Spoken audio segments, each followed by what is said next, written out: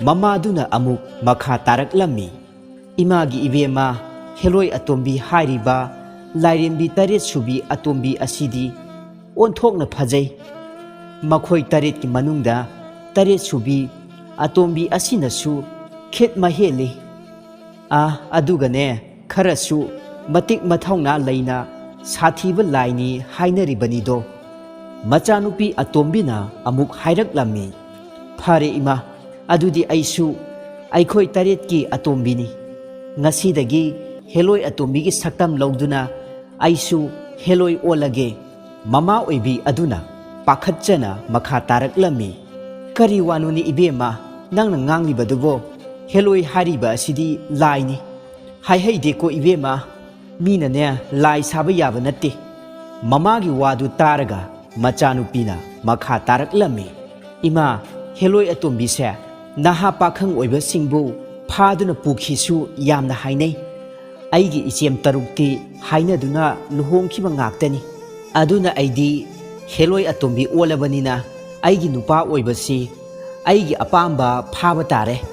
Yumdabu laklabasu lamdabu oirabasu apamba pharga puba tare. Mamana nokmi tauna hairaklammi. Hai ibema nangbo haihei mamadu mathanta amuk sonjarammi. Onthoknasu aigi atombi se mangau thikreda. Kadomdabu thokadoribano. Machanupi sigi matongni khulgi miyamna hanadagi khara hainaduna leirakpani. Phajakraba mamom atombi aduna kethok chathoktana tauningbata taurakpani. Nongmagi taret subi atombi adu miyamna heloina olakpajani. Heloi atombigi sayoni haiduna asum ngangnaba hengalaklammi. Masana phawba ai heloi atombini haina haijarami. Naha pakhang singnasu kiboy nungsiboy asum laknaboy taurammi. Pangnakti naksinana wari sanaramde. Khul aduda angawba masak matawdi yamna phajaba mama mapagi naitom pokchaba nupa ama leirammi. Mahaksu yum pandri.